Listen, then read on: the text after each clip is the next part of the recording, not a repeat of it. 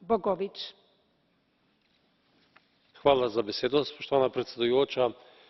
Vsekakor podpiram tehnološki razvoj na področju kmetijstva, kajti v nasprotnem primeru kmetijstvo ne bo moglo izpolniti osnovnih pričakovanj, se pravi prehraniti ljudi, dati kmetom dostojanstven in dostojen prihodek, prav tako pa tudi zagotoviti varno hrano in ohraniti zaupanje potrošnikov.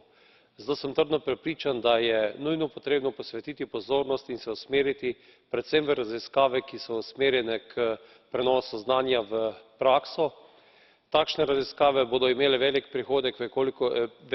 prihodnost, v kolikor bomo znali zainteresirati mlade ljudi, kajti ti so nosilci tudi sprememb.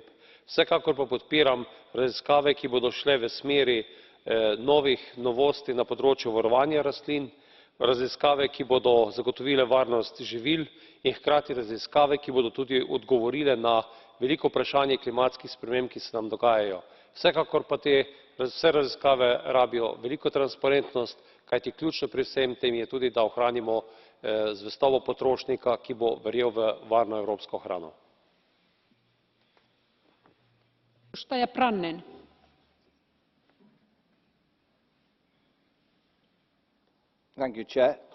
As regards the McIntyre report, I think it's one thing to support innovation and new technologies for the agriculture sector, but I think it's quite another thing to do that with a disregard for farmers' independence, environmental sustainability